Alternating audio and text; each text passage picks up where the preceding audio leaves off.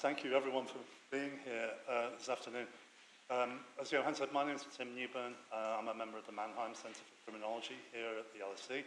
And part of the team, that I'll explain in the second what part, of the team that produced this book, that did the research on which this book is based. In addition to thanking Johan, I'd like to thank both the Mannheim Centre and Maria Schlegel for organising things today. I'm hugely grateful for putting everything together. There'll be wine and nibbles, I think, at the end, so please do stay. What I want to do in my 2 minutes is just say a couple of words about the book, but not the sort of words that an author might normally say. An author might normally just do a few prefatory remarks about the nature of the research, though I will say a word too, what was done, how it was done, and so forth. I'm not going to do that. The reality is that my role in this project, the outset, was always imagined to be a relatively minor one. About halfway through, however, my personal circumstances changed, and my role in the project shifted from minor to pretty much invisible.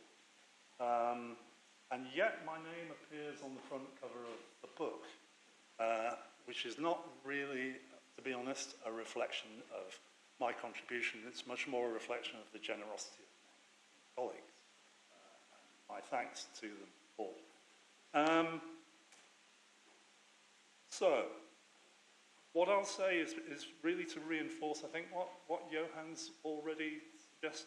For me, my colleagues will talk to you about the nature of the book, substance, style, and so forth. All I want to say really is that this was one of the most enjoyable projects I've ever been involved in, even though, as I say, my role was relatively slight. It was an extraordinarily well-managed piece of research, and it was just an exciting thing to be a part of from beginning to end. The research itself and the book does a number of things, I think, which make the LSE and the Mannheim Centre more particularly an ideal launching pad for it. And pretty much as Johan said, this is a book that combines the historical and the contemporary. It's multi-scalar in approach. It ranges from the governmental, the state, to neighbourhood and street level.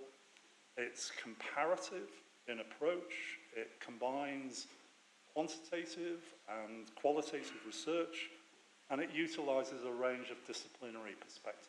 I think that makes it sit here beautifully. As I say, I'm enormously proud to be a part of it. My thanks to Ali, Fern, Keir, Susan, all of you for allowing me to be a part of it. And without further ado, I'll hand over to Ali to talk to you.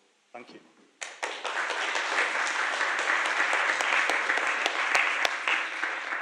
Thank you, Tim, for those very typically generous and humble words, and thank you hugely to Johan too for the invite to be here. But most of all, thanks to all of you for giving up your Friday afternoon to come and hear us talk and start this conversation.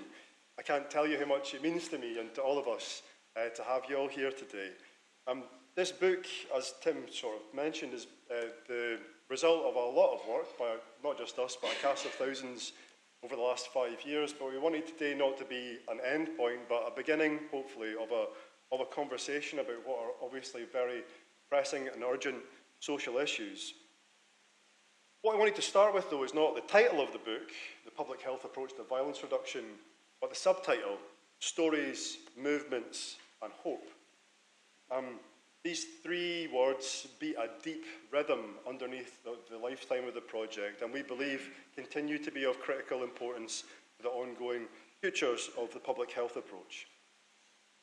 How do I change the slide? Anybody? There we go. I'll start with hope. So I saw this poem online the other day, apparently posted by somebody in a phone box somewhere in England. And I think it captures a little bit of the kind of hope we're talking about in the subtitle. Hope is not something that's wispily delicate or fragile or easily breakable, but something that is hardy, something that's steely, something like the young woman here who's got muck under her nails and grit in her hair. Throughout the project, we've been surrounded by loss. Within the team, within the communities that we were working within, and during COVID in the world at large. There were many moments during that time when things felt unendingly bleak. But then every time there was a flicker in the dark. It might have been a joke or an act of kindness, but more often it was something deeper. Seeing people showing up for one another, getting stuck in, working with what and who they had available to create safe spaces for young people. This, as my colleague Les Back calls it, is hope's work, and I think is the kind of hope that's in the poem.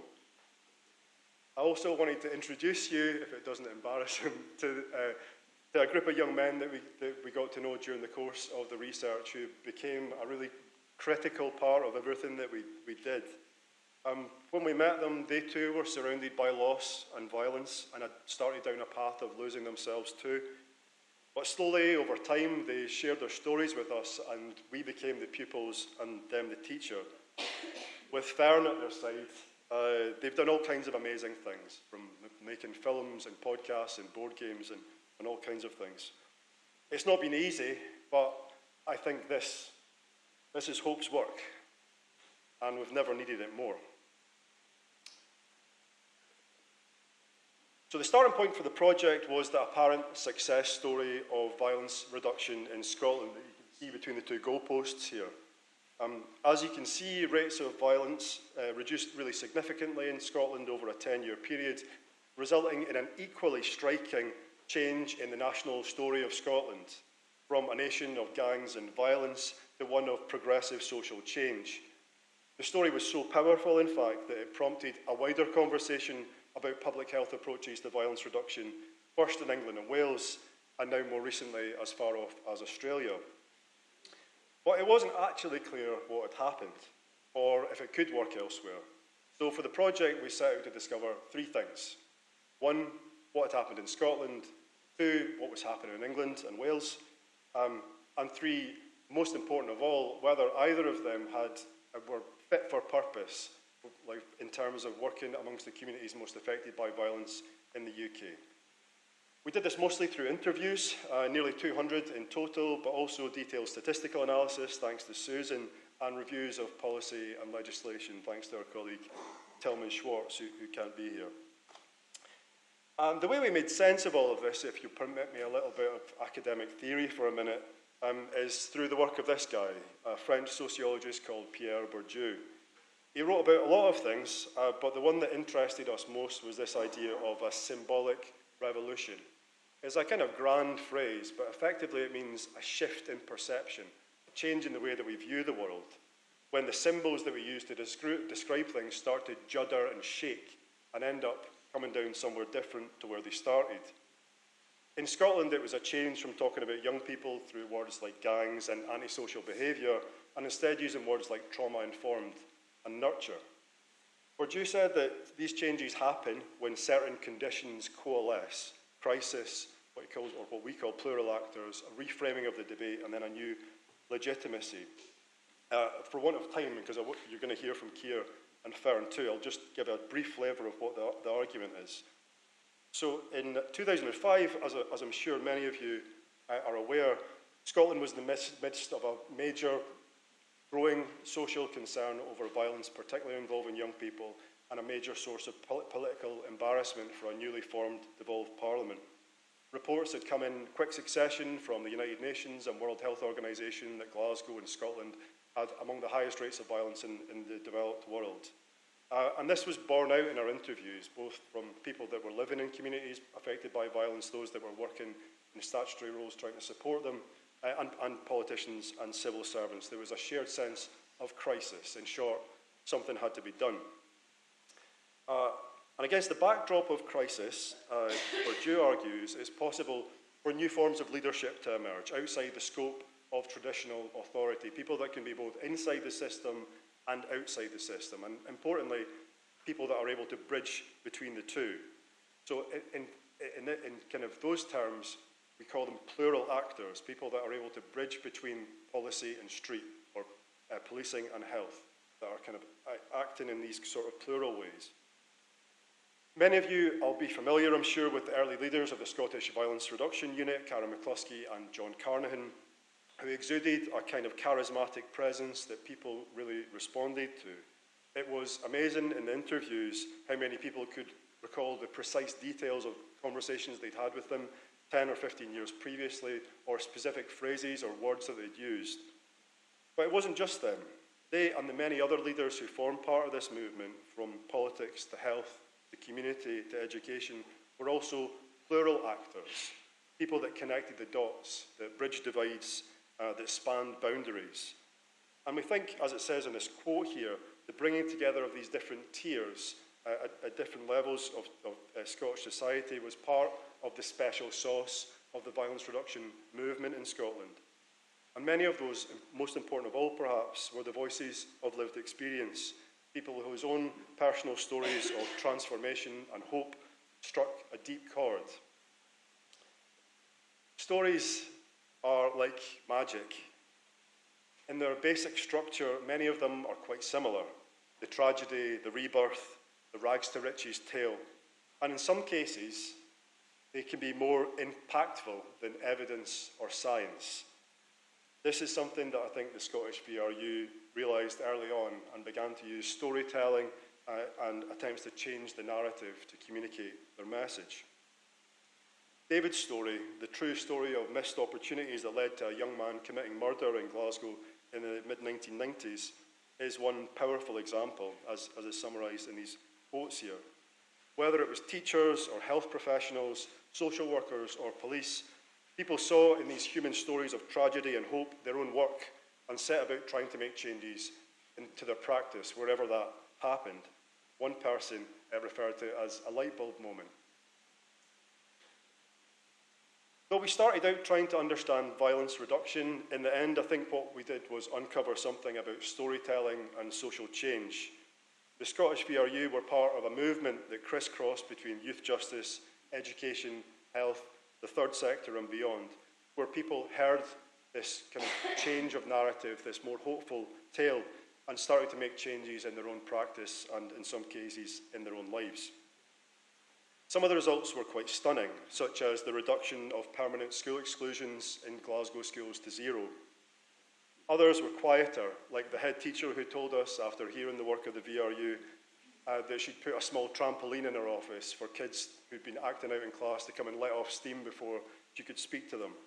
These 1,000 small sanities, as one participant put it, over time, we think, coalesced into this growing chorus that's summarised in the slide here. As one interviewee said, it was part education, part health, part politics as well, but that's what changes. It was a movement that started, and nobody can take responsibility for a movement. You're just part of it. I'm going to hand over to Keir now, and he will pick up the story as it moved south of the border. Slightly different results.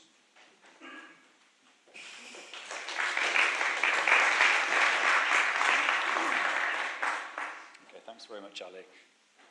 So I'm going to look at what's happened in England and Wales over the past 7 or 8 years. And on the screen at the moment, there's some major policy initiatives. Looking around the room, I can see there's many people who were involved in some way in these policy initiatives or connected to them. And the project, well, part of the project was looking at the inspiration for these initiatives. Where did it come from? Why did these policy initiatives emerge at this time? And the extent to which that was linked to the success in Scotland, what had gone on in Scotland. And we're also interested, because the project started proper, I think, in 2019, 2020, Ali, at that time. So it's just after the regional violence reduction units had been established and the endowment fund had been established.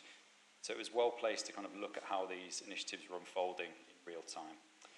So let's begin with the first. To return to the symbolic revolution that Ali has just raised, there were certainly crisis conditions at the time that these policy initiatives were launched. You can see there was a period in which violence was going down in England and Wales and London. for about a decade between the early noughties and about 2013-14. And then violence started going up. It didn't happen in Scotland, but it started going up in England, Wales. And there was a year-on-year increase in violence. And this contributed to a sense that there was a crisis. At the time, we didn't know how far this trend would continue. And in addition to these general crisis conditions, there were also some catalysing events. We'll just leave this picture hanging. I mean, Donald Trump is a catalyst right now in 2026 for many things, but back in 2018, he was also a catalyst for some of the violence prevention initiatives that emerged. I think at the time he had a big press conference. He picked up on the fact that violence was going up in London and England and Wales. He seemed to start a bit of a personal vendetta against the mayor, didn't he, at the time? He said, it's still going quite strong, yeah. He said to me, like, the once prestigious London hospital is like a war zone military hospital. There's blood all over the floors, stabbing wounds everywhere, knives, knives, knives. He said this in a big public conference. It got picked up in the States, and obviously a lot of media outlets in the UK also picked up on it. Put a lot of pressure on policymakers in England and Wales to do something to get to grips with the violence. I think one of our interviewees quoted, working close to the mayor, quoted him as going apeshit at the time and needing to get a grip of the situation. So there was a real sense of crisis, and there was an obvious front runner in terms of the options of where we could go to try and get to grips with rising violence and do something about this. And that was to look to the case of Scotland. As Ali said, violence had come down a great deal, and it had been attributed to something called the public health approach, and in particular the activities of the Scottish Violence Reduction Unit. I was thinking about when this photo was taken. I think it was about 9 years ago now. There's some people in this photo in the room who haven't aged a bit, I must say. I've got a few extra grey hairs since this photo was taken. But it's safe to say that there were lots of different people pushing towards wanting to establish a public health approach in England and Wales at this time. And amongst many different voices, there was the Cross-Party Youth Violence Commission that itself was very diverse. I think it reflected this idea of plural actors that Ali was just talking about. We had police officers, people from health, people from education, housing, youth work, politicians from all the major parties.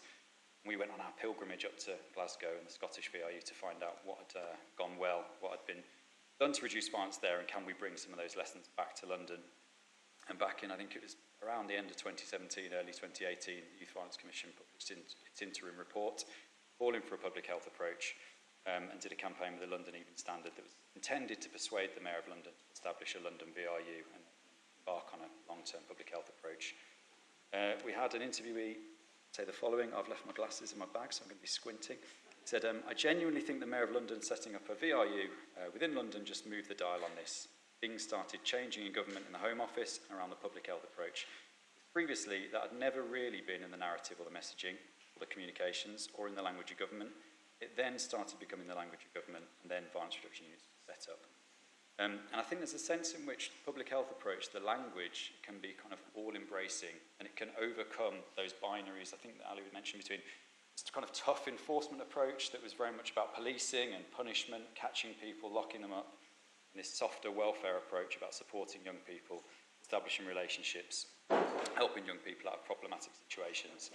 And with the public health approach, it's about saying those two things aren't mutually exclusive. There can be a synergy between them, they can work alongside one another. The idea is that you prioritise evidence and what works to reduce violence.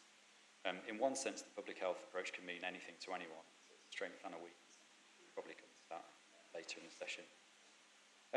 But when the rubber hit the road, it looked as though England and Wales and London were embarking on a similar journey to Scotland. The language of public health had come into the mainstream narrative, and we had a violence reduction unit in London and then violence reduction units across the country. It looked as though we were going to be doing something similar to what happened in Scotland, but as the project unfolded, we found that what was on the ground looked very, very different to what happened in Scotland. So I'm going to talk about a couple of themes that came out of the research very briefly.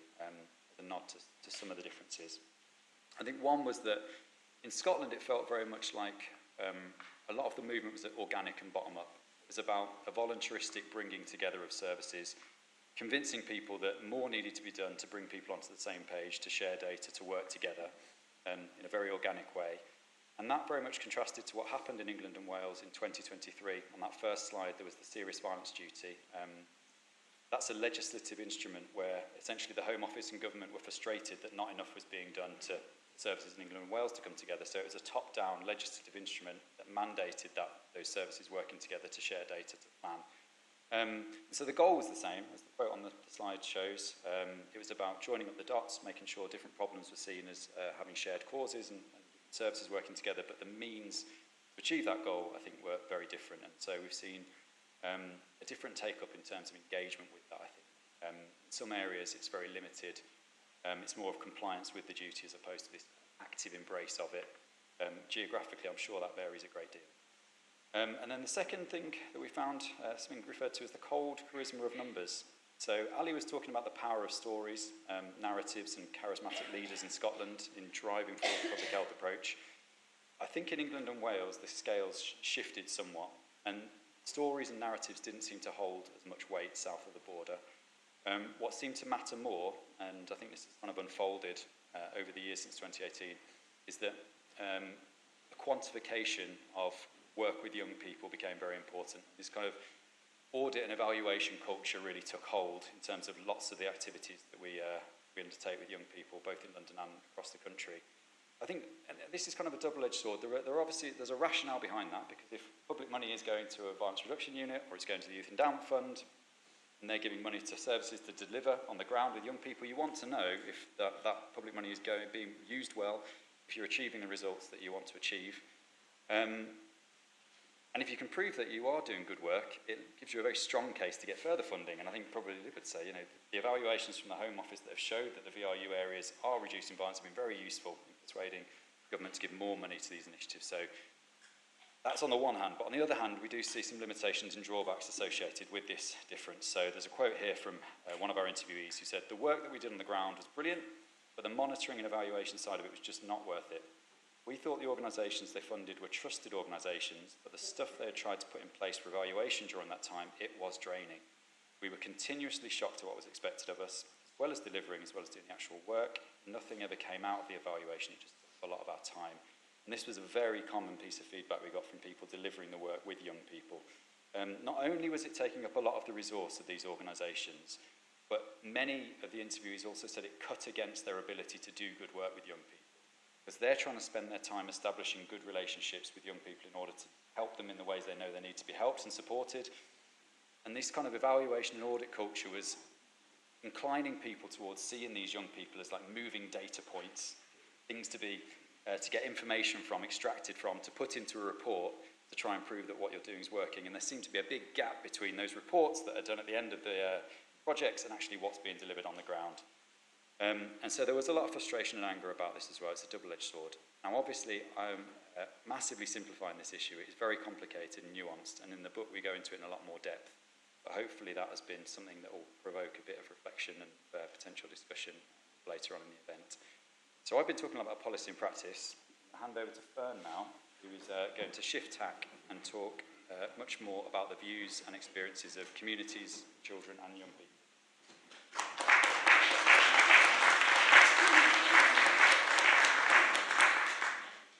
Thanks, yeah. So I'm going to step away from politics and certainly Trump, policy frameworks and official narratives, and talk about what we heard from the ground up.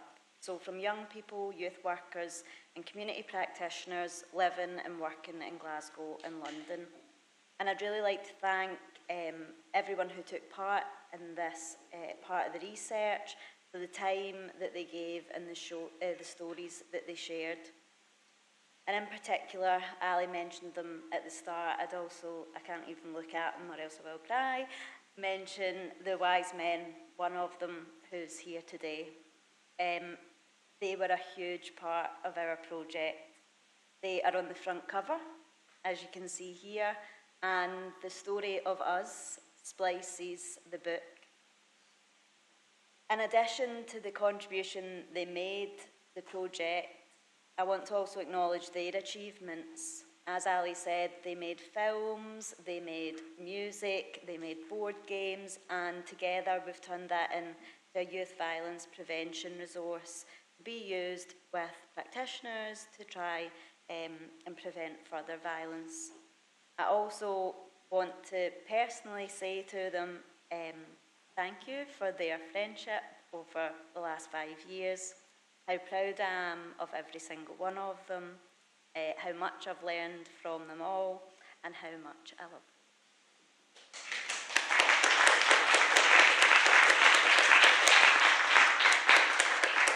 So what does a symbolic revolution look like from the street? Really, it can only endure if it resonates beyond elite spaces and takes root in everyday life. So we use the idea of the street field to describe the social worlds in which young people struggle for safety, dignity, recognition and survival under conditions of deep inequality. What our participants described was not simply crime or violence, it was social suffering, chronic poverty, eroded services, gentrification, and a loss of collective community. So despite very different policy stories in Scotland and England, what we were struck by was how similar community experiences were between Glasgow and London. So young people and frontline workers spoke about deepening poverty, financial precarity, the hollowing out of youth services after years of austerity, gentrification, and a growing sense of being forgotten or written off. We repeatedly heard people describe their neighbourhoods as places where support had been stripped away, youth clubs closed, mentors gone, and safe spaces just disappearing.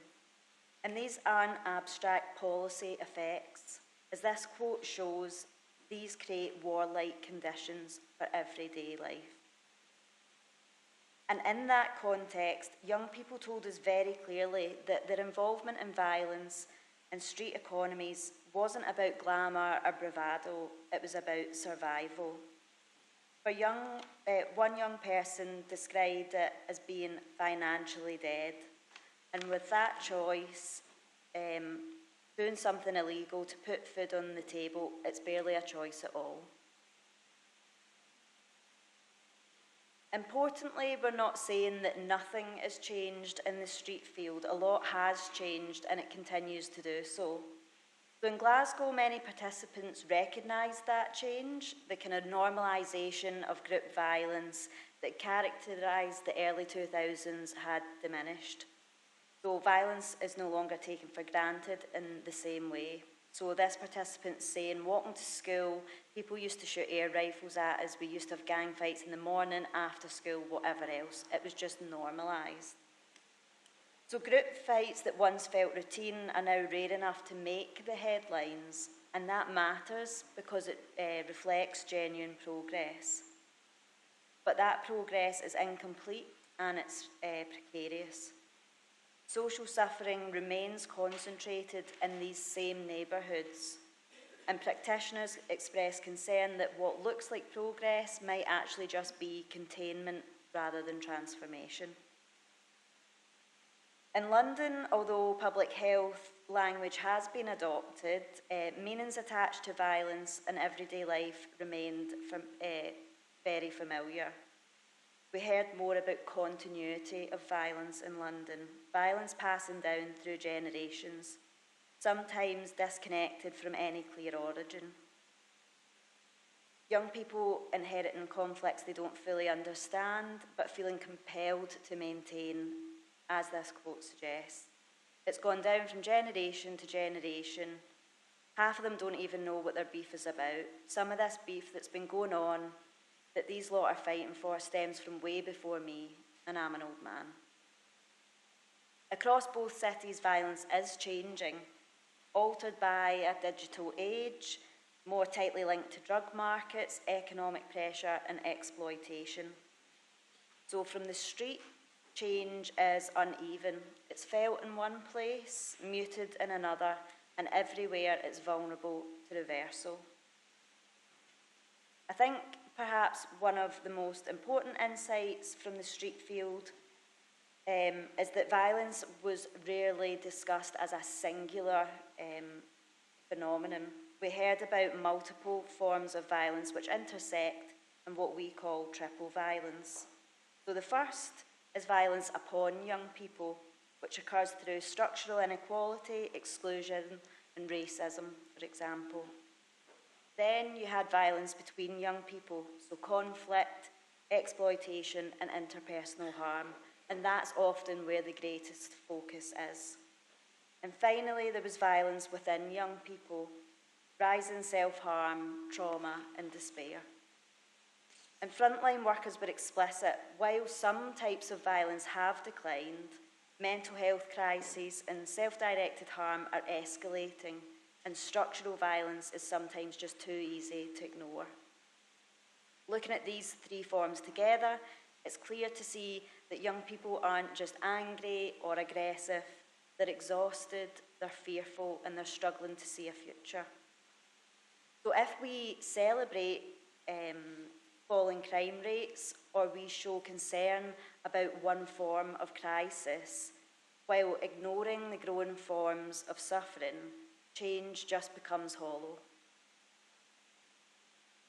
And the final message of the book is this: violence reduction cannot succeed if policy drifts away from reality. In Scotland, there was a period where policy and community worlds overlapped, and that was productive, where people who understood both sides helped translate experience into action. But those connections are fragile and they can fade. In England, policy has too often remained distant, shaped by targets and audits and contracts rather than long-term relationships and trust. So what we argue for then is not a single policy breakthrough, but a permanent conversation, an ongoing living connection between the street and the state, an ongoing process where policy remains open, reflexive, and in dialogue with the street field. And this requires plural actors, people who can move between worlds, who can translate experience into policy without sanitising it, and policy intent into practice without imposing it. If there's one thing this work stresses, it's this: to take community knowledge seriously, not as an anecdote or a consultation theatre, but as an essential insight in what it makes to make a life livable, and one that makes violence either recede or return. To end then, in the words of one of the wise men, there's hope. Aye.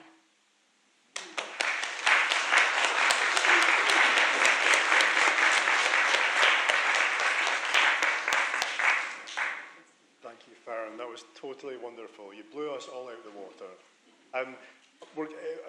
There may be comments and questions that are bubbling up, but if you can hold on to them just momentarily, because we're just going to flip into a slightly different mode now, into a kind of panel discussion from, there's 6 authors, so we didn't want to have all 6 of us lined up, so what we thought we'd mix it up a little bit. So Susan is going to be kind of carrying on this conversation, but with Lib Peck and Lara Snowden from the London Violence Reduction Unit and Public Health Wales, respectively.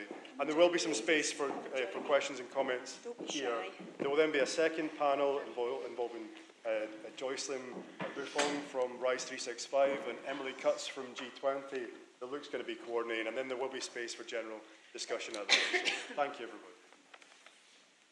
Thank you very much, Ali. Can everyone hear me all right? Yes?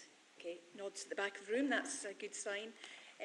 Ali's asked us to look at violence reduction policy, so I'm going to talk for a little bit, but I want to introduce my co-panel members. Lara Snowden is the lead for violence reduction at Public Health Wales, where she leads a multidisciplinary team implementing a public health approach to violence prevention for Wales. She's also in the middle of doing her PhD at Liverpool John Moores University at the World Health Organization Collaborating Centre for Violence Prevention, where her research focuses on primary prevention of interpersonal violence in global settings. So I think Lara will bring a nice global perspective to the conversation.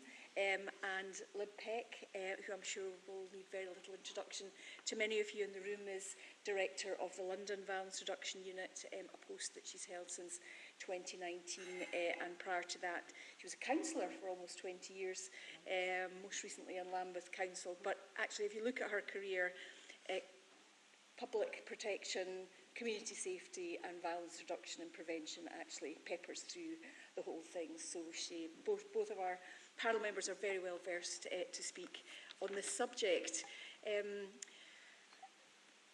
The concept of policy, violence reduction policy, is actually peppered right throughout the book. So thanks, Ali, for that, because it's really hard to kind of tap into just a small number of themes that we could draw on for just a few minutes.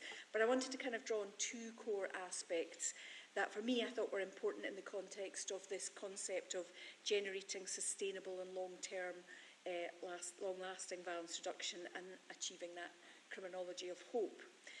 So at the start of the book in chapter 2, it looks at the concept of policy movement and explores the mechanisms that underpin policy change at different scales from the supranational down to very much micro level. And it describes how at the transnational level, transferring particular public health approaches to violence reduction has sometimes been portrayed as this fluid process with direct mobility of ideas and models. And certain policies have certainly been driven by these transfer agents or charismatic gurus who promote specific types and forms of policy innovation. But unfortunately, policies rarely transfer neatly as complete or holistic packages. They mutate to fit local contexts and are adapted and adopted to suit different political and cultural ecosystems. So drawing on that idea, the book explores the political dynamics and embedded institutional legacies that have shaped the implementation of public health approaches to violence reduction, predominantly in Scotland and England, although Wales is in there too. But Scotland and England are two neighbouring jurisdictions with many similarities in terms of history and cultural heritage, also many differences in terms of political systems, civic institutions, geography, social customs. But if you look kind of historically at Scotland and England, comparative policy narratives around violence reduction or youth justice more generally are rooted in patterns of penal convergence and divergence at different points in history, and there's a long list of them which I won't go through, but even thinking about youth justice transformation in the 1960s, the legislative change was almost identical, the implementation was completely different, so we ended up with very different youth justice systems. In the early 2000s, we then have convergence, where we have a new Labour law and order politics agenda that emerged both in Scotland, in Westminster and in Holyrood. Then that's followed by divergence again, when Scotland is kind of held up as this most violent country in the Western world, and Scotland is kind of singled out and goes on its own kind of journey of violence reduction. And then at a point where England, but London in particular, are kind of singled out as where violence is very problematic, we see that convergence again in narrative and language of a public health approach.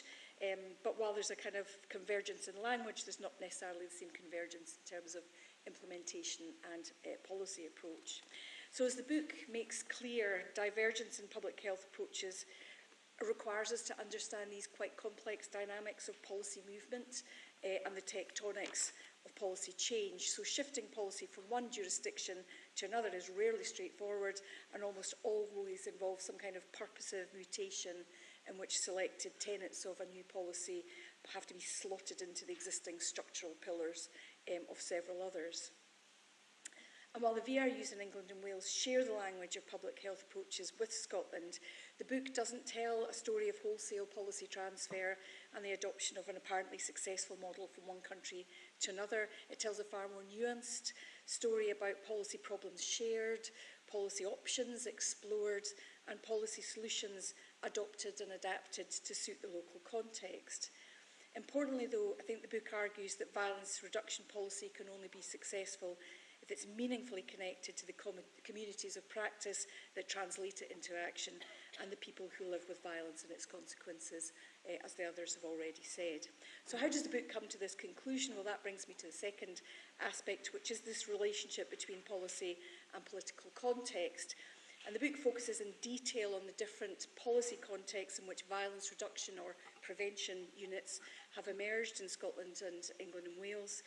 The establishment of the Glasgow Violence Reduction Unit coalesced with a new and actually fairly unstable period in political history, which had a profound effect on shaping the policies that helped to underpin the establishment of a public health approach, even if that was not what we were calling it at the time, and that language came in much later.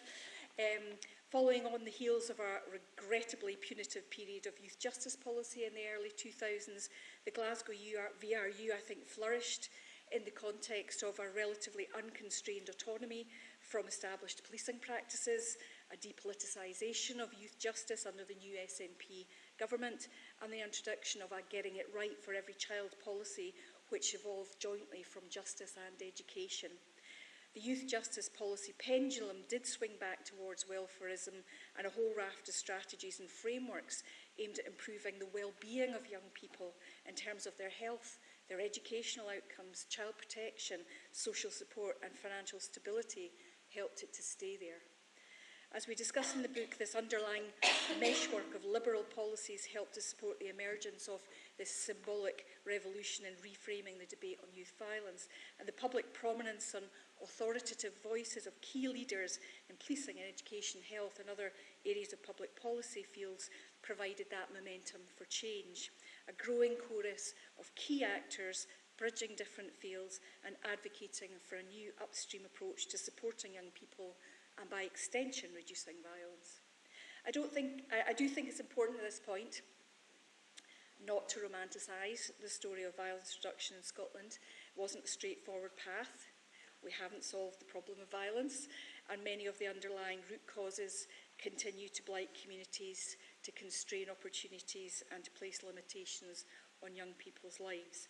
Nevertheless, I think from a policy perspective, the Scottish experience shows how consistency of language, collaborative partnerships and conviction of belief can support a symbolic revolution within a system that has permeable and mutable policy boundaries. The evolution of the public health approach in England and Wales tells a slightly different policy narrative in the book. The London Shield initiative and the establishment of the VRUs, I think, are clear examples of attempted policy movement from Scotland to England, but they look very different in terms of their implementation, and they didn't necessarily share similar outcomes. The Shield initiative, which was modelled broadly on the Glasgow SERVE programme, didn't meet its objectives, and the VRUs, certainly at the time that we wrote the book, had not achieved the same level of violence decline as Scotland, but I think perhaps more recent data could provide evidence of longer-term success, and never let an academic pass up the opportunity to do more research in this area. The establishment of the Youth Endowment Fund and the Serious Violence Duty, which were presented under the narrative of a public health approach to violence reduction, drew no inspiration from Scotland and were rooted firmly in Westminster policy making. The Youth Endowment Fund's approach of supporting high-impact initiatives founded on robust experimental evaluation and international evidence bases contrast greatly, I think, with Scotland's whole system approach that evolved according to a more organic set of initiatives based on local research in Scotland, practical know-how and lived experience. And while the Serious Violence Duty represented a top-down policy diktat, Scotland's approach very much grew from the bottom up. But the contrast between approaches to violence reduction in Scotland and England is perhaps most evident in the political context that shaped that implementation.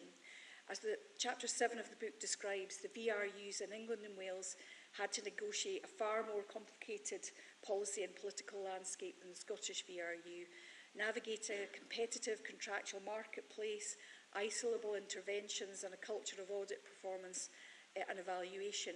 The looming presence of new public management has posed a significant challenge for English VRUs that didn't cross the consciousness of those who were dealing with the same problem in Scotland. Wales, I think, is a slightly different story, but I'll let Lara talk about that. And the marketisation of public services has arguably created a greater divide between the policy and the street fields, and consequently then between the problem and the solutions. Let's not kid ourselves that there's a simple dichotomy between policy in Scotland and England, or that one system is inherently better than another. The book shines a light on successes and failures in both jurisdictions, but fundamentally it highlights the consequences of different policy and political contexts in terms of supporting and facilitating on the one hand, or constraining and undermining on the other, efforts to adopt a public health approach to violence reduction. Despite the discursive narrative of policy movement, this is not a story of simple policy transfer.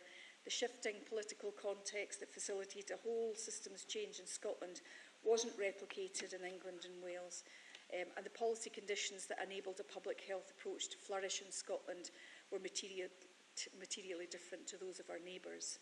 Nevertheless, I think there has been a shift nationally in how we think of and respond to violence across the UK, and even if we're not always talking the same language, the fact that it's a national conversation is a very positive thing.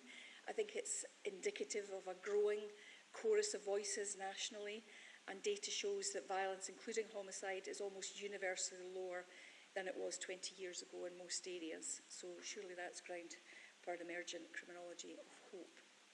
I'm going to stop at that point. I'm going to ask my fellow panel members a couple of questions based on the kind of policy context. Lib, I'm going to start with you, if I may. So what learning do you think you could share about the challenges for VRUs in trying to adopt a public health approach to violence reduction within that wider set of policy contexts and constraints that I've talked about? Okay, well, thank you very much, and thank you very much for inviting me. Can you hear me at the back? I'm slightly losing my voice, annoyingly. Hopefully I won't be spluttering too much through this answer. But I suppose it's a really timely thing, actually, for us in London as well, this book, because we are at quite a point of reflection, actually. The VRU in London has been set up now for nearly 7 years at the beginning of March. I think the illustration that was shown earlier on about the different ways in which things were set up was really instructive. But also at the end of last year, to speak to the statistical point that you raised, Susan, compared to when we were set up, homicides for under 25s were 3 times greater than they are today. And to sort of scratch a bit further under the surface, which I always think is important given we're talking about prevention, the number of young people admitted into hospital, and young people, by that I mean under 25s, admitted to hospital as a result of a knife injury is now nearly halved. So there's a good set of statistics to draw reference to, and that's been particularly important recently, partly because of the face of the US President appearing up and him presenting a picture of the lawlessness of London that most Londoners don't recognise at all. The fact that misinformation plays very heavily into people's perception, both some people's perception within London, but actually really interesting survey last week that 65% of people who lived outside of London but lived in the UK thought of London as unsafe, and 35% of Londoners felt it was unsafe. So you can see the importance of the message that is being pushed. And for me, therefore, it's important we counter that, because obviously perception of safety and perception of violence, if it's coming from that factually incorrect source, is not helpful, and in turn generates more insecurity. But of course, it's actually really important, because what we can start to try and amplify is that prevention has played a key part in that. And many of the challenges that the other violence reduction units experienced, I think, from being set up in 2019, to your point around challenges, were because they didn't have actually the luxury of having the Mayor of London, who was prepared to invest heavily in activities and interventions for young people, to the tune of now 500,000 interventions since 2019. To give you some sense of scale, but also because he was absolutely bought into and used the slogan, which is a bit of a Blairite slogan, you need to be tough both on the causes and consequences of crime. And that causes part and looking at that prevention is really key. So I think there was an initial buffeting for us because of the Mayor's ability to be able to mediate his way through that London political scene.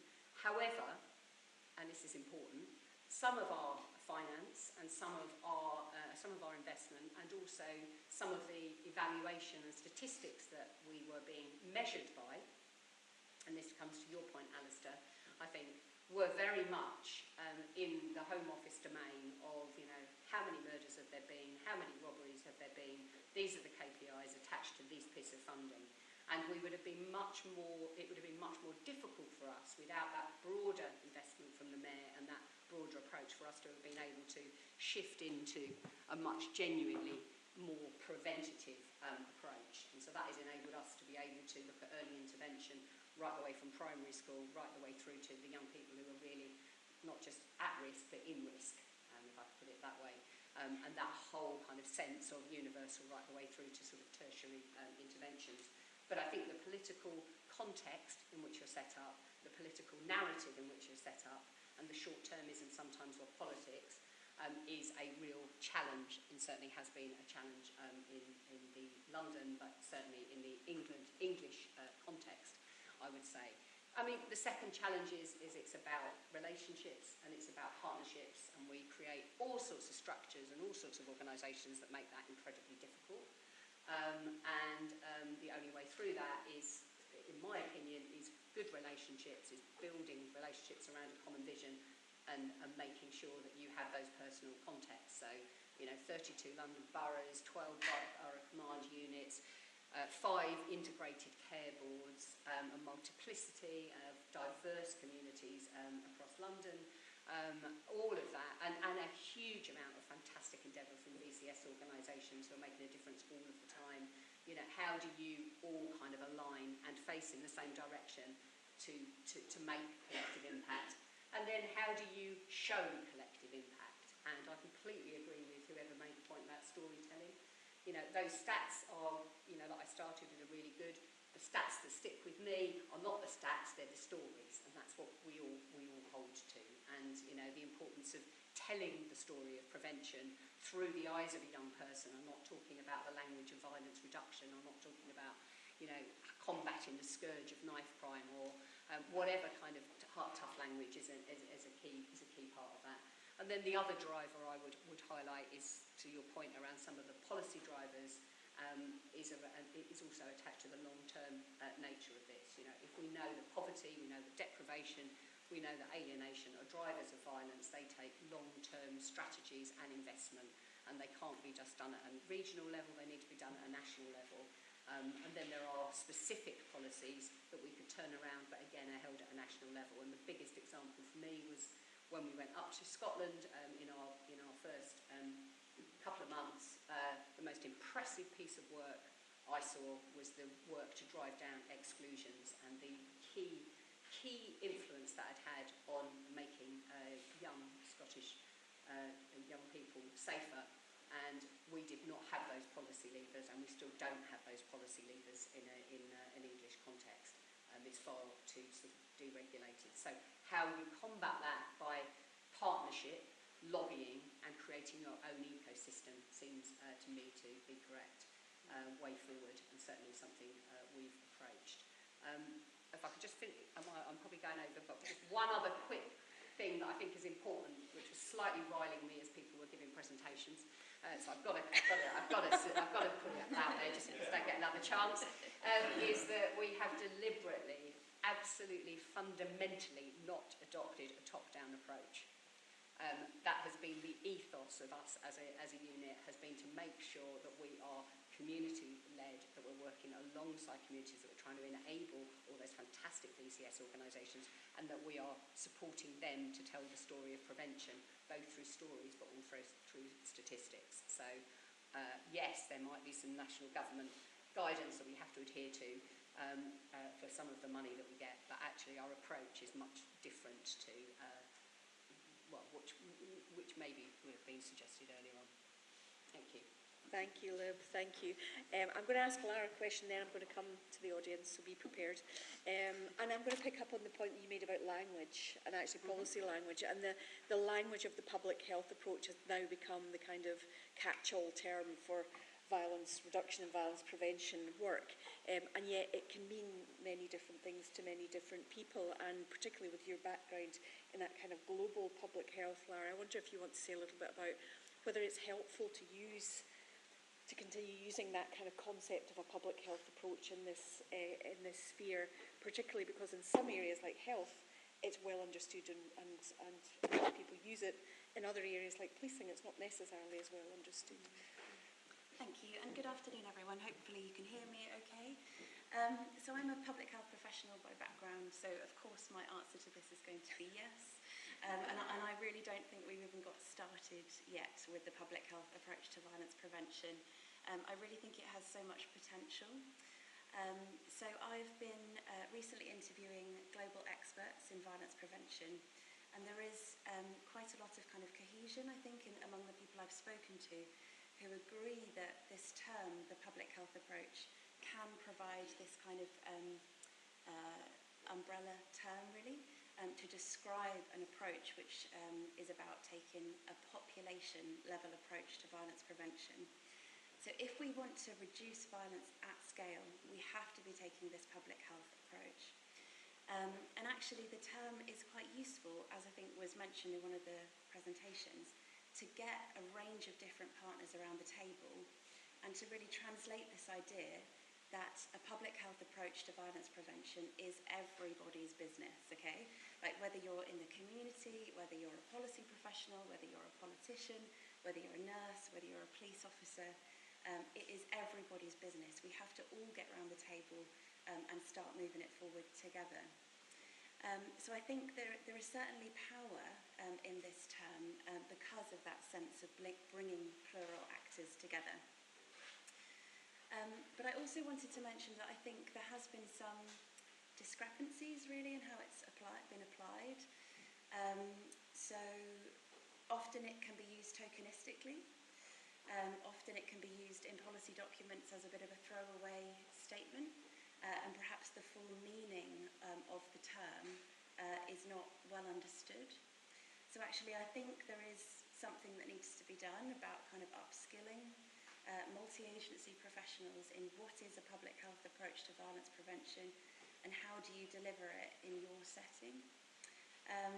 So I think that kind of comes back to this idea about policy transfer and how we've seen this being done between Scotland and England and Wales.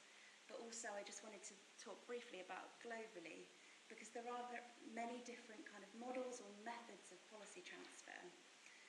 I think the way it has perhaps been done between Scotland and England is slightly differently from how it's being done internationally. So I work with the World Health Organization. They have a couple of frameworks which take a public health approach to violence prevention. I'd recommend you have a look at them if you're interested in this field. So there's the INSPIRE framework, which is for preventing violence against children, and there's the RESPECT framework for preventing violence against women and violence against girls. Both of these frameworks take a slightly different emphasis in the sense that they set out an evidence-based framework for violence prevention, but then it's very much up to the country or the region who are taking on this framework to develop a kind of ground-up community mobilisation approach, if you will, to implementing that framework. So I do think that policy transfer can be done in different ways, whether or not this has been top-down or not. And then I guess just finally, I wanted to just go back to Lib's point about measurement. So the public health approach to violence prevention, it's a science-based approach. It's based on epidemiology and understanding where violence is in our population, what are the risk factors, what are the protective factors. But something that is really key, and is key to where violence prevention has been successful, is that they've measured. So you don't know if violence prevention has been successful unless you do that population level, typically a survey measurement of the levels of violence in that population. So the areas where we've seen, really great results on this, so Spain in terms of preventing gender-based violence, Kenya preventing violence against children, Colombia, for example, these are all places that have done, basically a pre-survey and a post-survey, and this is, critical if you want to demonstrate that your public health approach to violence prevention has been successfully implemented. And has had the effect of preventing violence. So yeah, I think I will leave it there. Thank you very much. I'm going to look to Ali to see if we've got time to go to the audience, or would you rather? Yeah, okay. If there's any questions from the audience.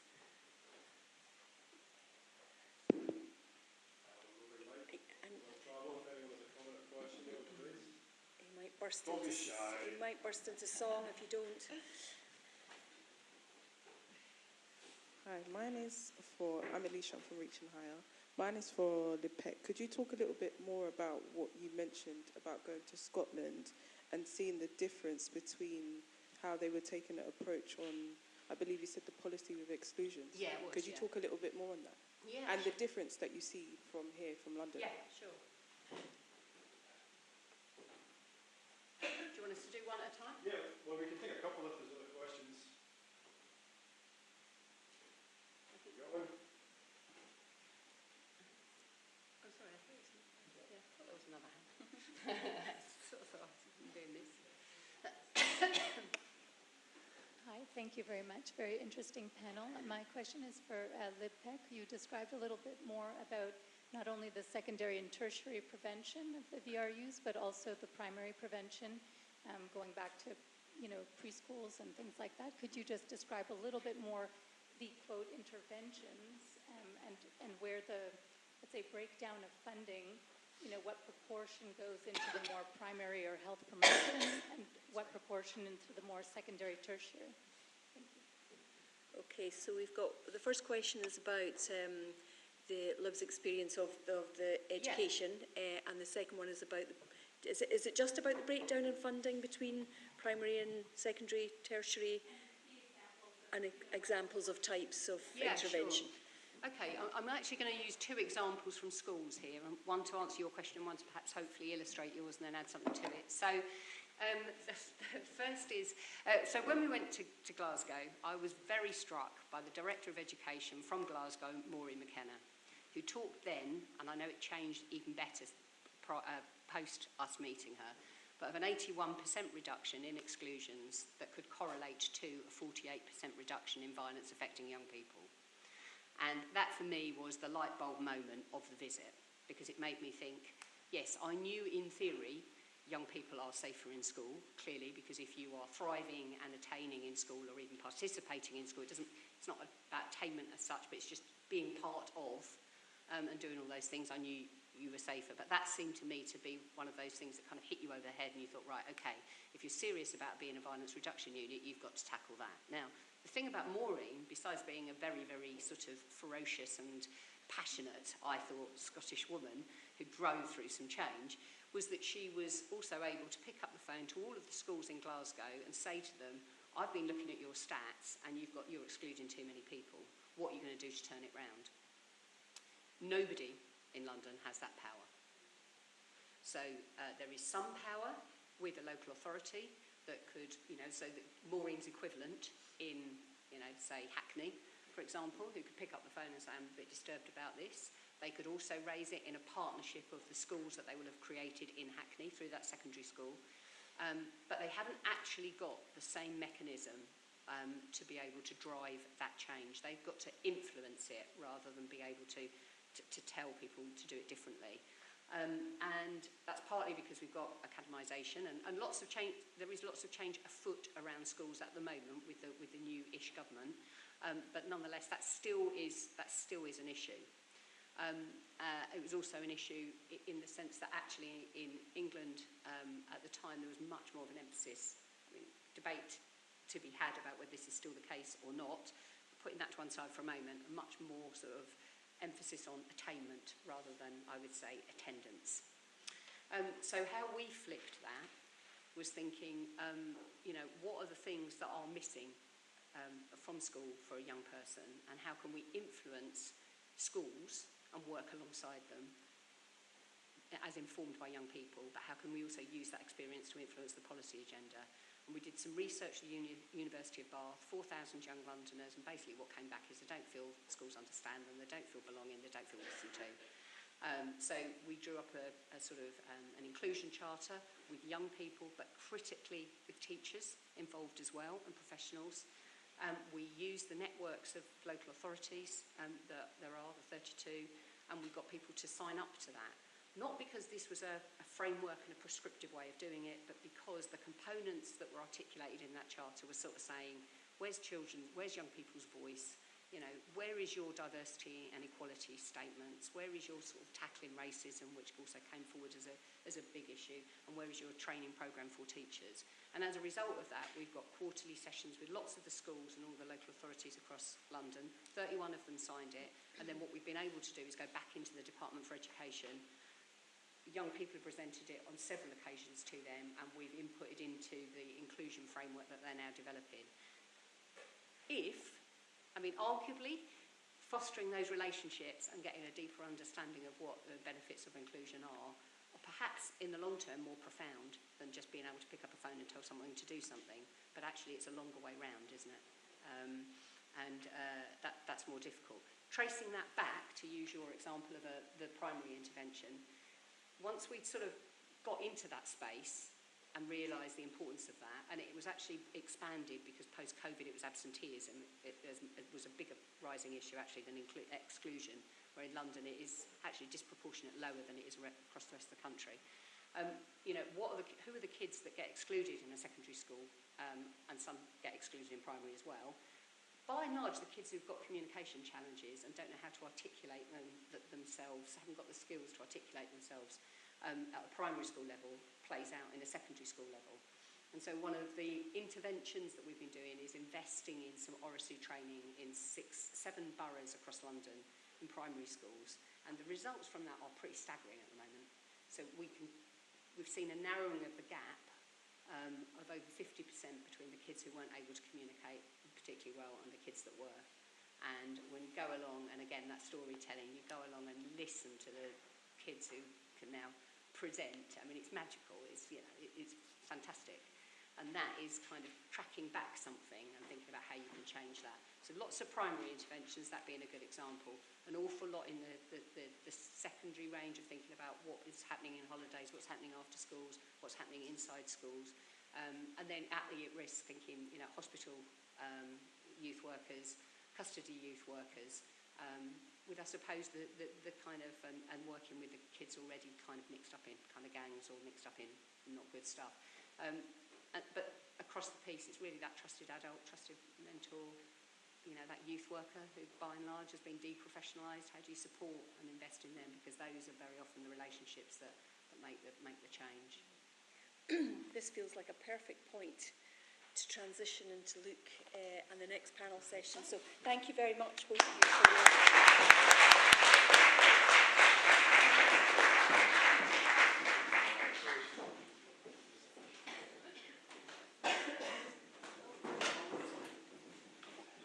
Welcome, everybody. This is Luke Billingham, for those of you that might not know him. Arsenal fan, cheeky chappy, all-round good guy, and a researcher on the project. And I'll let Luke introduce the panel. Afternoon, all. Cheers. Thank you again for being here. It's very lovely to see a lot of familiar, lovely faces, and some lovely faces that are new to me as well. So, as Ali mentioned, I'm Luke Billingham. I'm one of the co-authors of the book that we're launching today. And I also co-authored the other book that we have produced out of the project. So on the flyer's double-sided. And I've got a favour to ask. So they're both free to download. If you download them both and then read them both, please email me indicating your preference, because Ali lead-authored one and Keir lead-authored the other. And there's nothing I like more than stoking some rivalry and discord between the two of them. So that'll be handy. I'm very delighted to be joined for this conversation by two community legends, Emily and Joycelyn. Could you say a couple of words just to briefly introduce yourselves to kick off? Okay. Go first, Joycelyn. Yeah, my name's Joycelyn. I've been a youth and community support worker, advocate for about 23 plus years now. Very passionate about young people and their experiences, opportunities, and stuff. So, yeah, that's me.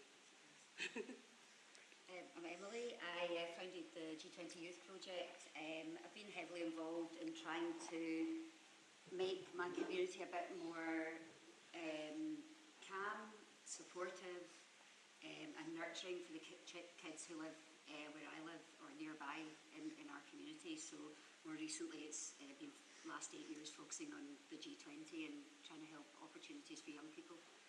So it's good to be here. Brilliant, thank you. So as Tim mentioned at the outset, the book is multi-scalar. So the book aims to speak to the levels of nation state, city, and neighbourhood. And this conversation is going to be focused very squarely on the neighbourhood level. We're going to be talking about two particular neighbourhoods, one in Scotland, the G20 area of Glasgow, and one in England, the borough of Hackney in London. Now, these two neighbourhoods have historically been affected by both significant structural inequalities and generally relatively higher rates of violence than other areas. They've both been affected, I think it's fair to say, by the triple violence that Fern mentioned earlier, which is a key concept in the book. The purpose of this conversation is to gain a present-day perspective on these two areas from two bloody brilliant people who know them both incredibly well and who've worked in them for many years. What we're going to try and do perhaps is surface some commonalities and some contrasts between the two. Sound all right? Sound all right? Marvellous. So Emily, if it's all right, I'll come to you first. Could you paint us a little bit of a picture of the neighbourhood that you work in and what your work there entails? Yeah, so we're based in the Wynford community, and the Wynford is a walled estate. We call them schemes in Scotland, and it's got this physical wall around it. It was an army barracks back in the day. It housed about 6,000 people. Recently we had 3 high-rise have just been blown up, and there's a big redevelopment going on. And then this estate, after it became an army barracks, it became a scheme. And it was supposed to be luxury housing, it was supposed to be really good social housing, and for a while it was great. And then drugs hit, and it got neglected about the 80s, 90s, and then the problems have just escalated since then. I didn't meet the young people in the Wynford. I met them on a bit of land, the children's wood that I was involved with previously. And to be honest, I was gobsmacked at the level of violence. I was actually really, really shocked, and this group that I met were very excluded. They couldn't go anywhere. There were certain areas they couldn't go to. There was a lot of knife stuff. Someone's brother was shot dead. I was just so surprised, because I'd been hearing the narrative of violence reducing. This was in 2018. So I was kind of surprised in my community to see it quite bad. So basically we were just looking around, and basically from getting to know those young people, we realised how serious the problem was. We started a youth project, and we were outdoors just for a year, just sort of chasing the young people around the community, trying to get to know them. And we realised they've got nowhere to go. Like, people hate them. And actually, if you speak, 3 of the young people here with me today, they will say they were hated by the community. People were actually, they could hear them talking about them in the streets, like really, really vilified, marginalised. And what we found out, there was no safe space. So basically, we've been working to try and create that safe space, but when you actually look at the statistics, we're now based in the middle of the Wynford. The stats here, so Glasgow's the most income deprived local authority. The Wynford is doubly income deprived. Glasgow's already employment deprived. The Wynford's double that. Suicide, like we've had young people die, is higher than the national average, and Glasgow's already quite bad. So you're talking, I just couldn't believe this is still an issue, like it hasn't solved it. So it felt to me like a national emergency. We are not doing something right for our kids. And they really should feel safe, and they should have people who champion them. And I guess that's how we just went to set about doing that. So the G20 where we are is right hyper-local in the community, providing support where and when the young people need it. So where it's therapy, it's work, it's a youth club, it's family support. And that's how we're trying to make a difference, because there hasn't really been that opportunity in this area. So that's what we're trying to do. And we're noticing, I mean, a few years ago when I first met, I remember riot police coming in.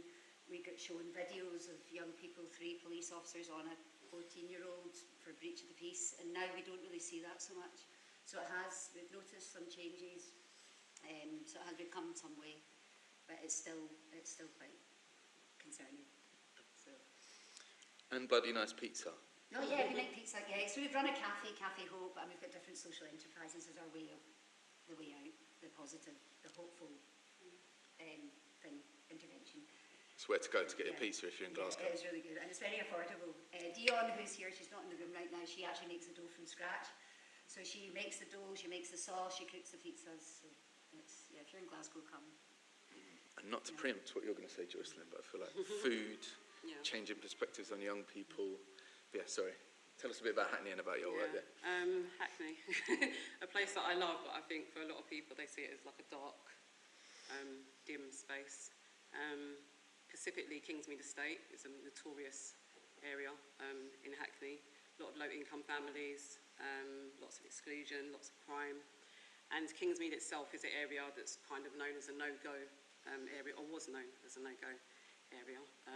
I've changed that since, you know, the 20 odd years I've been there. And I think it was really lacking like hope. And like you said, young people feeling like they just wasn't liked, they wasn't welcomed, no contribution to society. And like yourself, I just felt like something needed to change. You know, these are our future leaders, these are our future teachers and stuff. And definitely the introduction of academies and stuff has played a big, you know, bloom in a lot of young people's lives, I'd say. And I think, for me, more importantly, is the mental well-being of young people, you know, is really, really important. And I don't think, as a society, we give enough focus on that. And that's something I always say to parents as well, is like, you pick a school for your child, but is that school right for your child? Just because the attainment levels are high, does that mean that your child should go to that school? Not necessarily. Liv, I really loved what you said and stuff, but there was something you said that kind of grated me a little bit. Because you said that young people cannot articulate themselves in terms of communication. I think it's more about teachers and academics not being equipped to understand young people. And I think that's more important. They're the adult and should hold more of the responsibility to understand young people as opposed to it to be the other way around. So amazing, great work, but I think that's really important to highlight. But yeah, so I managed 2 youth provisions for Hackney Council, and over the years, I've just seen some gaps in the support for young people, but particularly young black kids, I would say. By the age of 19, you know, youth provision doesn't exist for them anymore. They have double the discrimination employees that other young people face. And who is their voice? Who is their advocate, you know, to support them with those things? So I set up my own organisation, Rise 365, which has been going for 5 years now. We don't talk about crime. Young black people are amazing. They do loads of amazing things, and that's what needs to be highlighted and shown. I think we have too many spaces that speak about the negativity of young people, social media and stuff. We don't talk about any of that. We speak about the positive that they have to contribute to society, and they will continue to, you know, just blossom and give them amazing opportunities to be able to flourish as young people that they are. So, yeah, I think you can hear that I'm really passionate about them, but yeah, so that's. Brilliant. Let's talk about joy, because I know from working with young people that in among all the challenges and the difficulties and everything else, there is joy, there is love, there is a lot of flourishing to witness. Yeah. So it'd be good to hear a bit from each of you of where you found joy, some of the joy that you find in your work. Should we go the other way around this time? Yeah. For me, it's my purpose. I think that's what God put me here for, was to change the lives of young people and to be a positive, consistent hope for them. So no matter whether they're in prison, whether they're in schools, no matter what they're doing, I can consistently support young people, no matter where they're at. And I think that makes a difference in them knowing that there's always somebody or an organisation that they can go back to that doesn't see negativity but sees, you know, beyond sometimes a lot of time what they can see in themselves, which is really important. So I think, yeah, changing their lives around and watching them be advocates for other young people is where I find a lot of joy as well. So. That's almost exactly what no, because like Kyle, who's here today, I've known him since he was 10, he's now 18, and it's such an honour to know someone for that amount of time. And he would say himself, and I'm sure you won't mind me saying, you know, he was in a lot of trouble when he was younger, and he's now not. So it's been so pleasurable to see him evolve and be with him alongside him when he's had his ups and downs. And, you know, there have been some really hard times and there have been some good times. So I think being that consistent, even just if it's not me, but someone who works for us, who can be that consistent person, that gives me joy. That we try to bring good people into the young people's lives so that they've got opportunities and support and good folk around them who are going to champion them. And it's just, so that gives me joy when I see Sam, who's with me right now. She's an amazing worker for us. Like she has a laugh, you know, just that makes me happy when she makes them happy. And, you know, just seeing people, you know, just being that constant. We've got this, I put this purple sign in our window. It's a neon sign. You can see it right down the end of the scheme. And the reason I put it there was so that people could see us and we're visible and they'll see us from like wherever they're going. And actually I had one of the most happy things that a young person said to me, is like, you know, I see that sign and I just know you're there. I don't need to come in, but I know you're there. And kind of like you were saying, Jocelyn, we might not hear from someone maybe for a year, but then they'll be in touch because they need us. And we're there for them, and we'll be there, whether through thick and thin, whether it's going up to visit in prison or whatever it may be, or celebrating that they've got a job or something positive. So I feel that is a real joyful thing. It's really nice. And to the point about kind of changing or maybe challenging perceptions of young people, I'm interested in what have been the most effective kind of methods that you guys feel you've used in order to change those perspectives. Like what has worked well to change the minds of people who were, I'm slightly obsessed with the word, ephibophobia. Ephibophobia is the irrational fear of teenagers, or the irrational hatred of teenagers. And both of you are challenging ephibophobia every day. I'm interested in what's been most effective in that. And then I'm also interested in whose perspectives have been most challenging to shift, are the particular kinds of people where it's harder to cut through. So what's worked well to change perspectives, and whose minds have been more tricky to change? I think it's definitely the storytelling of stuff, and we do that a lot through social media, supporting young people with those skills. I mean, they're very skilled in that line of stuff, but I think definitely, their own storytelling about their own journeys, how they feel about society, how they feel that they're viewed, and their experiences in schools and, work or whatever it may be. So that's definitely, I'd say, the main thing for us. You use food as well, don't you, as a Yeah. way to, because one thing I noticed, and in fact we were talking about it this morning with the young people, before the pandemic, when the pandemic was about to hit, we decided to cook food and deliver it during the pandemic, and literally people hated the young people at this point in the community. Like I was saying, they could hear them talking about them as they walked past. So we decided, in fact the young people decided, let's feed everyone during the pandemic. And that, I think, was the thing, like people started to see, we can see, you can see the good things in young people, we can see their good sides. We know every child, it's trauma mostly, it's 99%, they're traumatised, they've had some bad experiences and it's unfair. But there's lots of talent. So when the pandemic hit, the community were starting to see them in a more positive light. Oh man, they're feeding us. And they'd be getting high fives, and they'd be getting and they actually noticed the comments, and people who would be speaking negatively towards them were talking nicely. So that intervention was really good. And just being able to remain positive. We had a lot of problems in the community of people against our project when we came in, probably because drugs and violence were so normalised in this community, so you had to have quite thick skin. And I don't know if you've experienced, if that was in your community, but we definitely had the community a wee bit opposed to what we were doing, so you had to build bridges and providing the wider support. And then even the young people have noticed in the cafe, now people are much more positive because they can see it's been successful.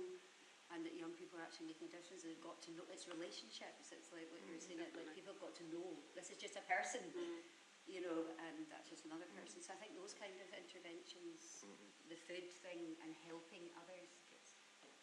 I don't think I'd quite realised that parallel that your guys were giving out food during the pandemic, and then I just realised that. And we carried it on for a few years and we stopped it. And so we still run our community food shop. They've actually got a lot of awards on it. So to date, I think we've delivered over 200,000 food bags for young people to deliver to elderly and people that are sick at home.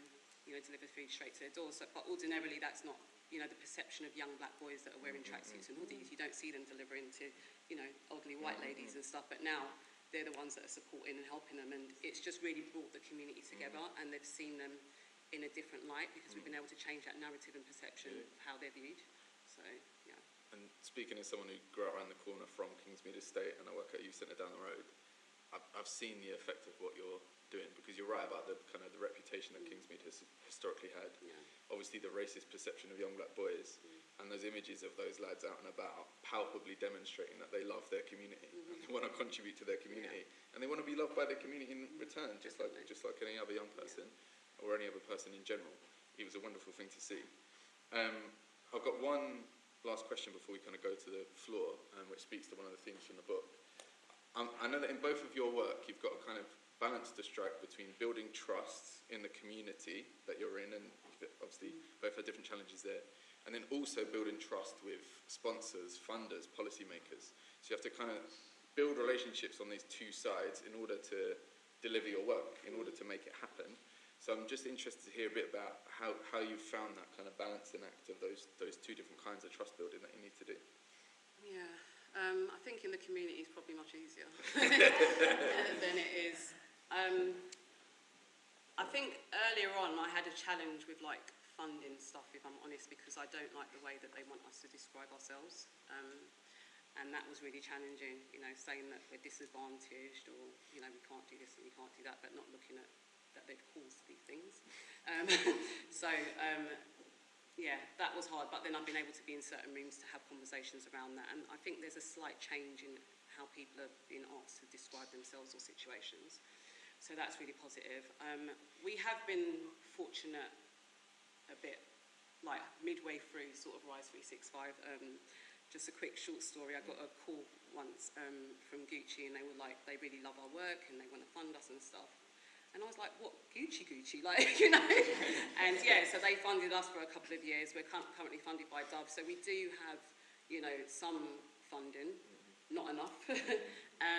I don't feel that the local authority plays enough of a role in supporting grassroots organisation. I don't think there's enough emphasis on the importance of the relationship that grassroots organisations have and the contribution that they make. And I think we are the answer to a lot of this stuff. You know, when police are talking about trusted relationships with young people, but you're causing the issues that are, you know, making them not want to trust you, it's the community grassroots organisations that can support those conversations and stuff, but you have to be real in those conversations that you want to have. But we give spaces for our young people to be able to have those real, honest conversations. And sometimes it is challenging for the police, but if you're really about what you're saying, then you're going to sit down and have these conversations. But our young people are also asking for action. It's not just about having conversations. They want feedback on what has been done with that and stuff. So funding is challenging, I'd say. I think there needs to be much more of it. I don't think that we should be doing so much work that is supporting young people to stay in schools and out of prisons and stuff, and all be in a barrel, you know, kind of like, you know, grabbling for funding and stuff, especially as a grassroots organisation. And you're quite limited in your staffing team, you know, the ones that are delivering the work, but also the ones that are applying for the funding and stuff as well, and sometimes not equipped to be able to do all of those things, as well as managing sometimes, like myself, your full-time job. So yeah, those things are really challenging also. Definitely, I would totally agree with that. It's, I think starting something as well, people don't get it, you've got to try and communicate the message as well, especially people that aren't trauma-informed. They don't understand the public health approach. There's a lot of people to talk to if you're coming from scratch kind of thing. We had a lot of help from the Scottish Drug Forum, and it was just finding an ally early on, because capacity, our model is kind of copying Homeboy Industries in Los Angeles. So I went out to visit there. We're going to take a group out later this year. So our kind of model is having social enterprise as a way to kind of generate income. And to try and get private donors. So we've had a couple of donors, so we're not heavily relying on funding. I mean, it's not totally working yet, but that's the way, that's the kind of model we're doing. Wraparound support. It's not so much about the work, it's more about the healing. But that's taken quite a lot to set up, but we had an ally in the Scottish Drug Forum, and basically I sat with the lottery, and I don't think we were going to get the money. And she said, if you don't give this project money, I'm giving up all faith in anything. And so if she hadn't been an ally and really supporting us at this critical time, I don't think we'd be where we are now. So having a few, being able to have time to get some allies on your side definitely helps. But it is difficult. I mean, sometimes if people don't get what you're, if it's something quite countercultural, which I guess what we were doing was quite countercultural, it's difficult for people to get their head around. Kier's going to stand up and get the roaming mic, I've decided, to get questions from the floor. So, questions for Emily and for Joycelyn? There's a few. No, not for me. Hi, thank you. I don't know if you can see me. I can see you.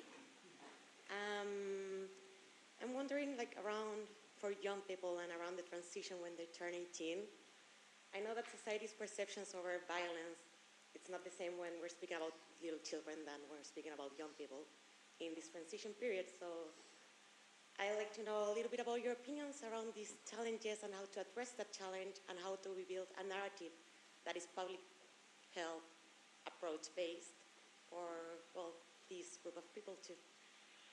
Thank you. Yeah, this one there. Yeah, this is good. Kids got to run around. Hi, my name's Alex, and I help to run an organisation that does youth work and parent support in Brixton. These events are brilliant, partly because we get to hear some of the different amazing stuff that's happening in different places, but getting out of the day-to-day in order to be able to hear some of that stuff is really hard. And so I think my question is, like, what is the best way to try and learn this and kind of make space for that? But also, how do we take some of this stuff, like this book, and take it back to like our youth workers on the ground? Should we take one more?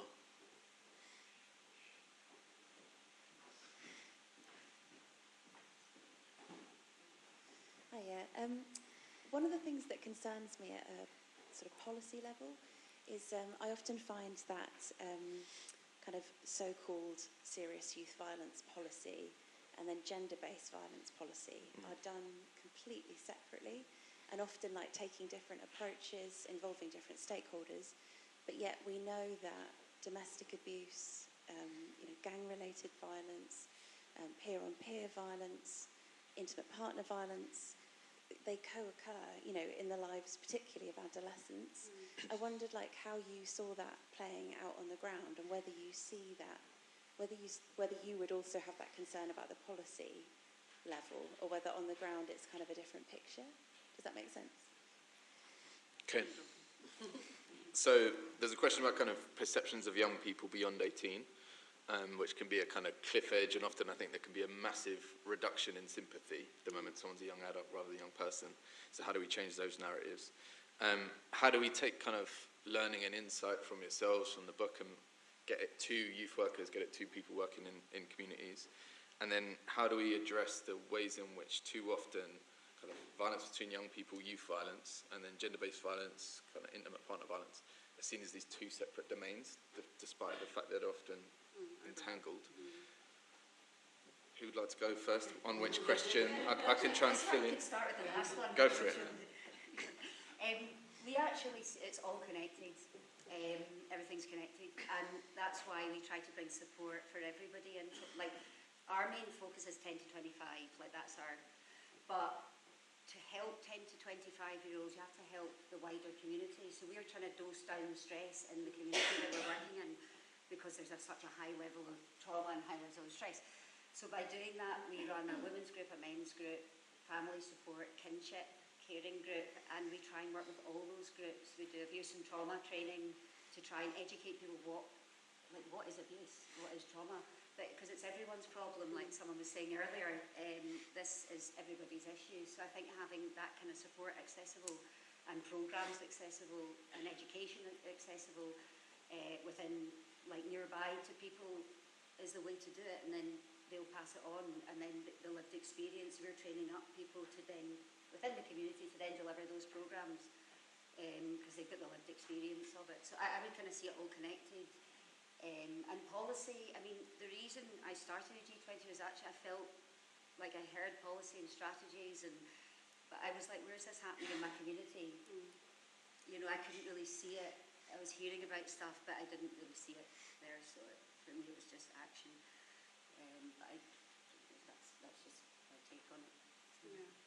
Similar approach, I'd say, with us in terms of programs and stuff that we do. And you're right, a lot of that stuff overlap, and people are experiencing the same, different levels of violence within, like, one person, for example. So, but I don't want to go on as basically the same thing. We have those programs and stuff as well. I can try and say something on the other two questions, and then you guys can try and chip in as well. So firstly, on beyond 18, I think it's true that that's a massive issue, both in terms of cliff edge for services, but also this kind of perceptual shift. And there's a risk that it can be exacerbated by the way in which exploitation is being legislated on. So if you put harsher punishments on some people who exploit under 18s, some of them are 18 or 19. And so there's this weird situation where up to 18, you're exploited. You're a vulnerable child. The moment you hit 18, even if your circumstances have not changed at all, suddenly you're a perpetrator, you're an exploiter, and the kind of perpetrator-victim binary has a kind of chronological effect at age 18. And there's a lot of good organisations seeking to address that. So there's someone called Des Holmes, a lot of you will know, and a lot of organisations focused on developing what they call transitional safeguarding. So it's all about not just the 18 transition, but all kinds of transitions, and ensuring that young people are not treated as fundamentally different the moment they hit any of those transitions, but they've got continuity of care, continuity of support, and the services on either side of those transitions are linked together, rather than being these fundamentally different kinds of things. On the point about these kind of conversations getting to youth workers, getting into community settings, it's something I'm very passionate about, and without kind of too much preemptive promotion, I'm working a bit with one of Lib's colleagues called Ali, who's in the research team there, who's passionate as I am about this kind of community of practice idea of getting together youth workers and researchers, not just so the researchers can cook up some evaluation projects to do in youth projects, but to genuinely learn and have a mutual exchange of ideas. Because I know loads of youth workers who are just interested in research, interested in talking about ideas, and I know loads of academics who want to support youth organisations, not by rocking up and doing a research project on them, but by being part of a mutual exchange, because there's a recognition that both have a lot to learn from one another. So that's something that I'm hoping to contribute to. And I think the Rise Up training course, would you call it?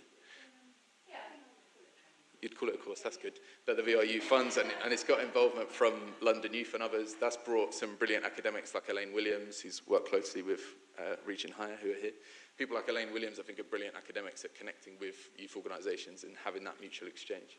So I think there's some things happening, but I'm passionate to see it grow, and happy to have a further conversation about that, if that would be helpful. Nearly 500 youth workers have now taken part in the Rise Up programme, including some who are ginger and from Hackney and like to wear navy blue jumpers. Doing more questions? One more round of questions? Can I say something more about the 18 thing? Okay. Can I just say one more thing to your question about the engaging people? Because we found with traditional youth work, we were losing our young people about 16, 17, and that was why we took the homeboy model and realised it's like they want the safe space, but they want work, but it's drugs or like dealing, like that's the option. So we then started to bring in work, training, and I think that sort of gap for that age is really important, because it's very difficult if you're dealing with a lot of stuff in your own life and you need support, but you want work, so we can provide supported work. And I think that kind of model should be more in communities where we've not just got the youth work, but you've got that for 16 to 25s, who are maybe needing a bit more extra help, they've maybe not done well at school, and you don't want them to be on the street. So that was exactly why we started our sort of homeboy thing, just to get them off the street and into something. Brilliant. Should we take... All right, no pressure, but one final question. I'm afraid it's going to be a bit troubling. My name's Jill. I'm a former criminologist from the LSE. I mean, I've been deeply impressed by what you said and somewhat in awe of what you've achieved. But I think what I'd like to hear about is there must have been vested interests in all the areas that you've worked in who've been more interested in sustaining the status quo, keeping the violence, keeping the drugs. And I'd just be curious to know how you've tackled that, because clearly you have. I think I've been in the same community for over 20 years, as I said, so I know generations of families and stuff, so definitely building that trust with families.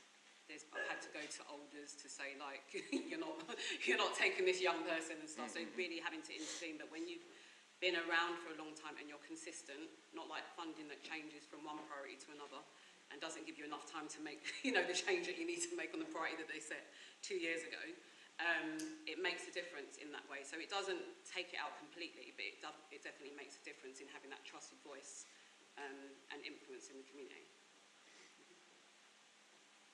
And that's where you want to empower people within the community. You don't want to parachute in, you want to be empowering communities.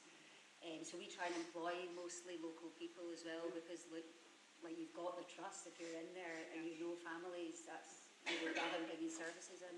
Yeah. I think empowering those who are there helps. To finish, I want to repeat a brilliant phrase that you used, Emily. It's clear that both of you do bloody brilliant work, dosing down the stress in your communities, but also dialing up the care and the love in your communities. So let's give them a massive round of applause.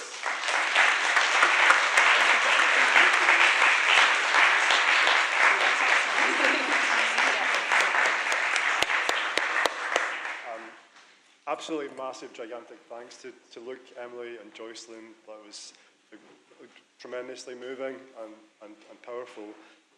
We're running short of time now. I was hoping there would be a bit more space for general chit-chat and discussion, but if people are hanging around, we're all around, so please come and ask us about the book or anything else that has occurred to you during these conversations. We've travelled down from Scotland to London, as we have a few times on this project, and this time we brought with us a little bit of Scotland in the form of Will Linden, who's the Deputy Director of the Scottish Violence Reduction Unit, who's going to offer a few closing remarks. So thank you, Will. Okay.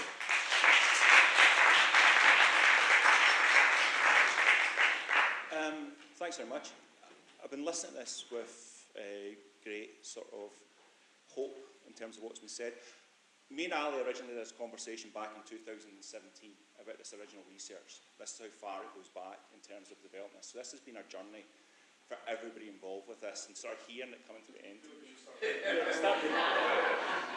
listen, I could tell a lot of stories about you if you want instead. I could sum up by ruining Ali's career. No, what I would say about this, there's a couple of key messages coming through from this today. One is obviously hope. Hope, without hope, you're not going to achieve anything. We're dealing with complex social problems that if we try and just put a structure around it, if we try and fix it according to some sort of policy initiative, we're always going to miss it. We have to think about the hope, we have to think about relationships, we have to think about what we're doing on a day-to-day basis. We've heard the stories today, and the stories of change, and the stories that make a difference. And those fit through everything that we do. Yes, a public health approach and data, crucial, critical. But I'm going to quote someone I didn't think I was going to quote today, and you'll see why when I tell you who it is. And the quote is, when the data and the anecdotes disagree, the anecdotes are usually right. You're just using the wrong data or the wrong analysis of that data. Unfortunately, that was Jeff Bezos. But that's the reality of this situation just now. If you go back to all the stories of change and the stories of things that's happening in communities, and we can see the good in it, and we can see the changes that we've seen, and we can see the crime figures and the violence figures down, and Lib talked about what it's like in London, and Glasgow and Scotland is down. But equally, Emily mentioned what it was like for young people in Glasgow, in the G20 area. Because change is not created equally in society. We have seen massive reductions in violence, yet there are communities out there that are struggling. There are communities out there that have not seen the changes that the rest of society have seen. And when we talk about reductions in violence, and we talk about how things are better, how do you think that feels when you don't feel that on a day-to-day basis? You don't feel like, you don't feel the difference, you don't feel the change. You think, well, what about me? And sometimes we need to think differently about that. So we've recently done a lot of consultation around Scotland, and we're speaking to a lot of different communities, and it's coming back to us talking about violence, talking about some of the issues that we're seeing in our schools and some of the issues that we're seeing in communities. But at the same time, when you look at statistics and you look at certain national surveys, everything's rosy. But that's what we need to remember. Look beyond the data and look to the people. We can make a difference and we can change things. Policy transfer from Scotland to England. It's not about policy transfer. It's just about an attitude transfer. Do you want to make a difference? One of the issues that we have just now, and I'm going to probably leave you these kind of final thoughts, is do we actually like children in this country? Do we like them? I don't think we actually do. I think we tolerate children. I don't think they like them. We're almost going back to that Victorian days of be seen and not heard. Actually, we no longer want to see them either. So we need to think to ourselves, what do we want from our young people? Do we want them to be thriving? Do we want them to be successful? Do we want them to be part of a community and help us grow? Because they are our future. But right now, we don't look at it that way. We look at it as problems. Newspapers talk in different ways. Social media talk about young people in different ways. We need to start talking up all young people and giving all young people a chance. And research like this, and the stories you've heard today, particularly from Jocelyn and from Emily, talking about young people in a really positive way, that's what makes a difference. So I'm going to thank very much for today, and I'm sure the guys will just obviously join you over drinks. Thank you.